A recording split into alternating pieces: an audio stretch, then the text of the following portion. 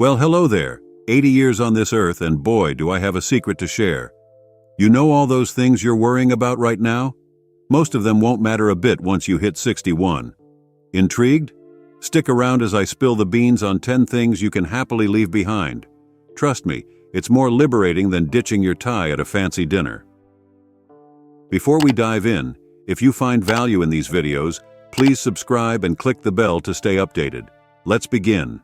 1. Obsessing over others' opinions. Let me tell you something, folks. For decades, I was a worrier, always fretting over what others thought of me. It was exhausting, like trying to herd cats while juggling flaming torches. But here's the kicker. After 61, I had this light bulb moment. Those opinions? They don't pay my bills, they don't make my coffee in the morning, and they sure as heck don't make me happy. Remember when you were young?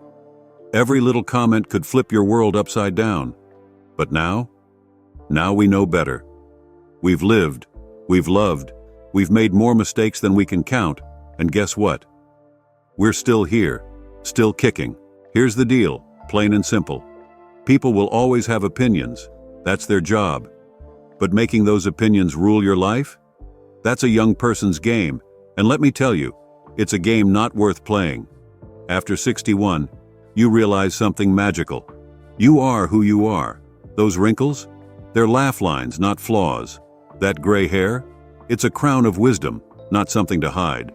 So next time you find yourself worrying about what the neighbors might think of your eccentric garden gnome collection, just chuckle. Let them talk. You're too busy enjoying life to care. Remember, at the end of the day, the only opinion that truly matters is your own. Are you kind? Do you try your best?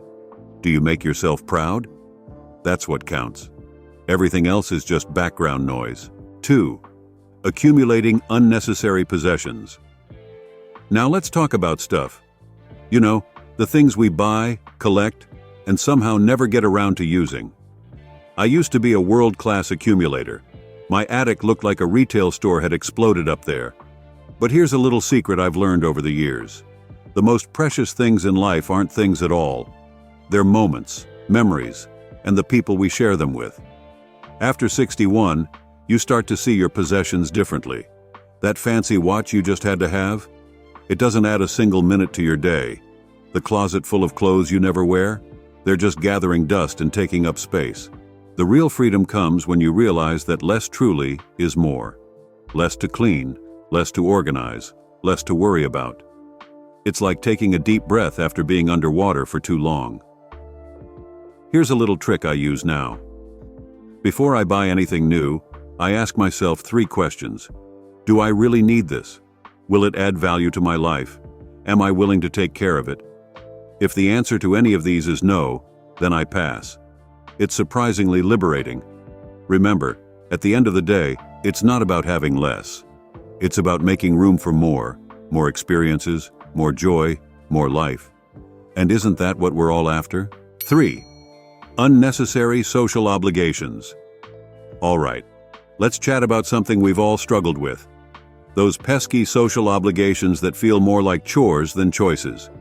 You know the ones I'm talking about. The dinner parties where you check your watch every 5 minutes, the family reunions that feel like endurance tests, the committees you joined because you couldn't figure out how to say no. Well, folks, I've got news for you. After 61, it's high time to retire from the people-pleasing business. It's time to be selective about where you spend your precious time and energy. Your time becomes more precious as you age. You start to realize that you don't have endless years stretching ahead of you. So why waste even a minute on activities that don't bring you joy or serve a purpose you truly care about? It's okay to be picky about your social calendar.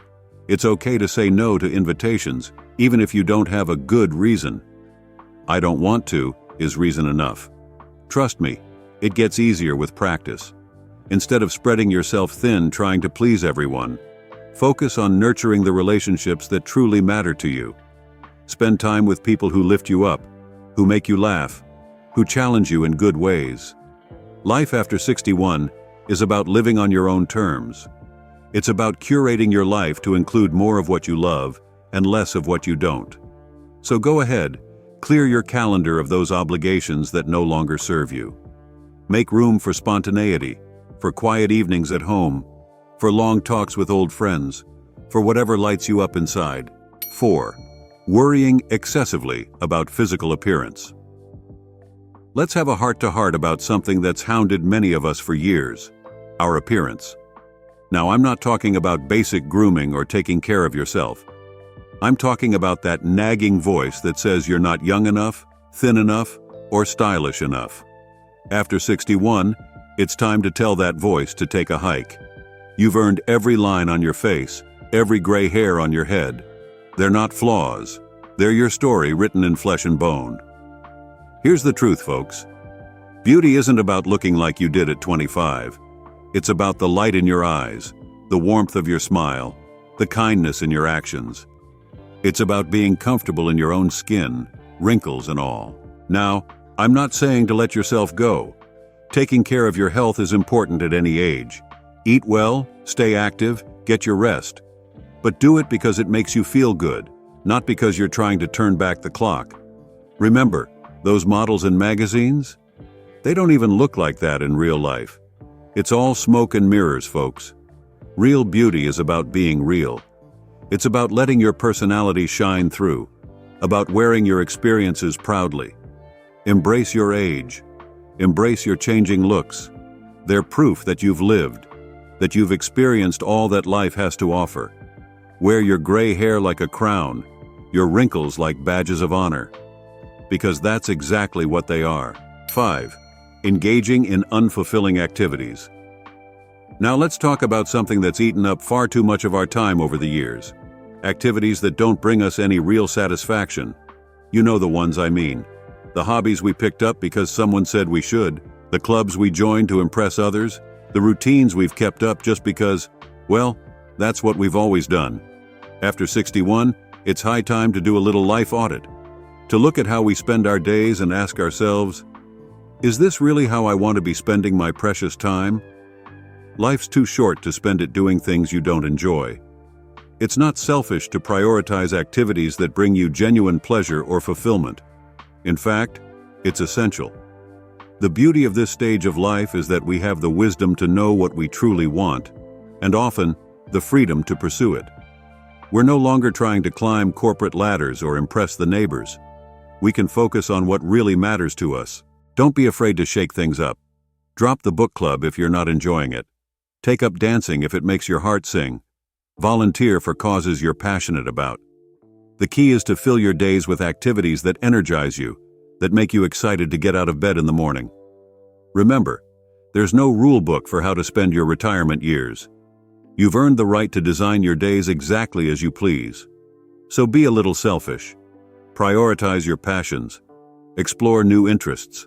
Rediscover old hobbies. Life after 61 is not about slowing down. It's about redirecting your energy towards what truly matters to you. It's about quality over quantity, about making each day count. 6. Maintaining toxic relationships. All right, let's tackle a tough one.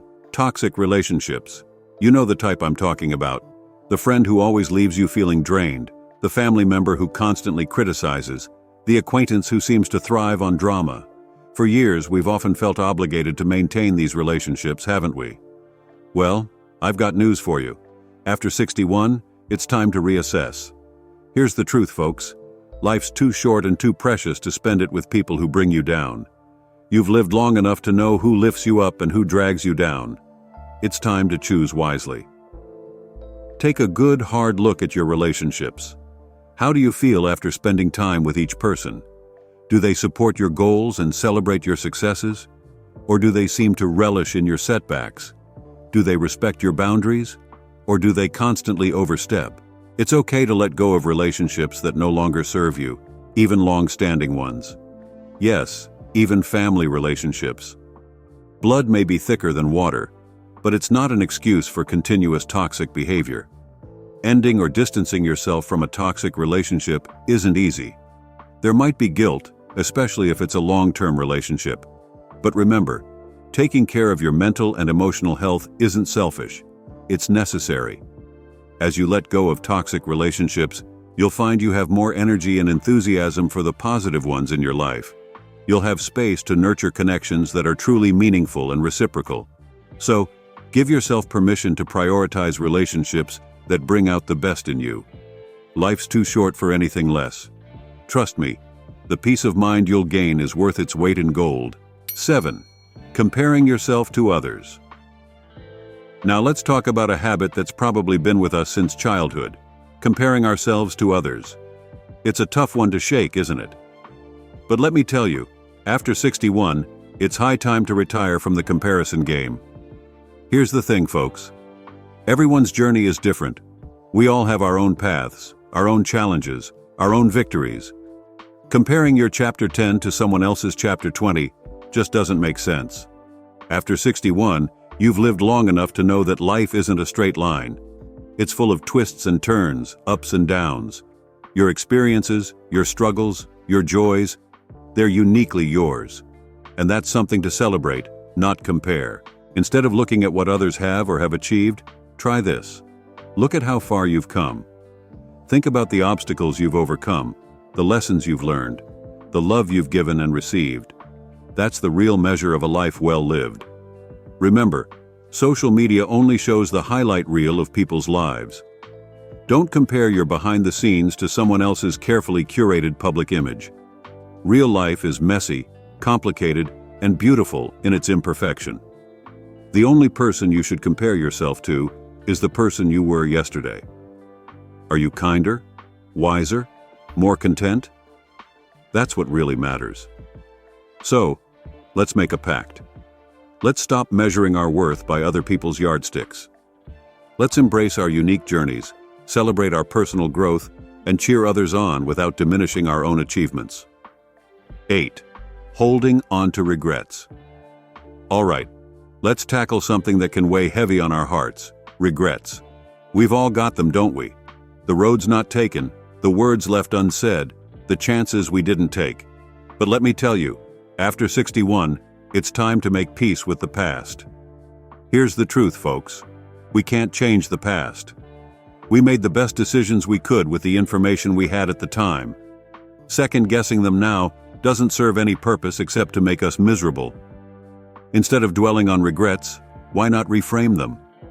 Every mistake, every missed opportunity, every wrong turn, they've all led you to where you are today. They've shaped you, taught you valuable lessons, made you the person you are. Try this. For every regret that pops into your mind, challenge yourself to find something positive that came from that situation. Maybe that relationship that didn't work out taught you what you really want in a partner.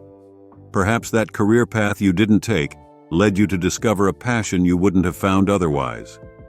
Remember, it's never too late to make changes, to try new things, to live the life you want. Instead of regretting what you didn't do in the past, focus on what you can do now. Life after 61 is about looking forward, not backward. It's about using all the wisdom you've gained over the years to make the most of each day. It's about writing new chapters, not continually rereading the old ones. So, let's make a deal. Let's release those regrets. Let's honor our past experiences for the lessons they've taught us, and then let them go. Because the best is yet to come, and we don't want to miss it by looking in the rearview mirror. 9. Postponing joy. Now here's something I wish I'd learned earlier. Stop postponing joy. How many times have we said, "I'll be happy when I retire, when I lose weight, when I pay off the mortgage"? We keep pushing happiness into some imaginary future, don't we? Well, I'm here to tell you, after 61, it's time to grab joy with both hands, right here, right now. Here's the thing, folks. Life is happening right now. This moment, this day. It's not a dress rehearsal. It's the real deal. And it's too precious to waste waiting for some perfect future that may never come. Joy isn't something to be deferred. It's not a reward you get after you've checked off all the items on your to-do list. It's something you can choose right now, regardless of your circumstances. Try this. Each day, find one small thing that brings you joy. It could be savoring your morning coffee, calling an old friend, or watching the sunset. These little moments of happiness add up, creating a life rich in joy. Remember, you don't need a reason to be happy. You don't need permission. You can decide to enjoy your life right now, exactly as it is, while still working towards your goals. Life after 61 is about living fully in the present. It's about recognizing that happiness isn't a destination, it's a way of traveling. It's about understanding that the best time to be happy is now. So let's stop waiting for the perfect moment to enjoy life. Let's make this moment perfect by enjoying it. Because life is too short to postpone joy. 10. Fear of new beginnings. Lastly, let's talk about something that can hold us back at any age, but especially after 61, the fear of new beginnings. We often think it's too late to start something new, don't we? Too late to learn a new skill, to start a new hobby, to make new friends. Well, I'm here to tell you, that's nonsense. It's never too late for a new beginning. Here's the truth, folks. Every day is a new beginning. Every moment is a chance to start fresh. Your age is just a number. It doesn't define what you can or can't do. Think about it. You've got a lifetime of experience under your belt. You know what you like, what you don't. You've developed resilience, patience, wisdom. These are powerful tools for any new venture. Try this. Make a list of things you've always wanted to try. Then, pick one and take a small step towards it. Sign up for a class, watch a tutorial, reach out to someone who's doing it. You don't have to become an expert overnight. The joy is in the journey. Remember, it's okay to be a beginner. It's okay to be clumsy, to make mistakes. That's how we learn, how we grow. And there's something wonderfully freeing about trying something new without the pressure of having to be perfect at it. Life after 61 is not about winding down. It's about exploring new horizons, discovering new parts of yourself. It's about realizing that you're never too old to create the life you want. So, let's shake off that fear of new beginnings. Let's embrace the excitement of learning, of trying, of growing. Because every new beginning is a chance to write a beautiful new chapter in your life story. Remember, getting older is a privilege denied to many. It's not about adding years to your life, but adding life to your years. It's about living authentically, joyfully, and purposefully. So, let's embrace this stage of life with open arms. Let's laugh more, worry less. Let's cherish our relationships, pursue our passions, and never stop growing. Because the best chapter of your life? It's the one you're writing right now. Here's to living our best lives, wrinkles, wisdom, and all. After all, we're not just getting older, we're getting better. And that, my friends, is something to celebrate every single day. So the next time you find yourself falling into one of these old habits, just smile and remind yourself, that doesn't make sense anymore. Then go out there and live your best life. Because if there's one thing I've learned in my 80 years, it's that life is too short and too precious to waste on things that don't truly matter. Thank you for watching. If you found this video helpful, please comment 9 below. And don't forget to subscribe so you won't miss our next video.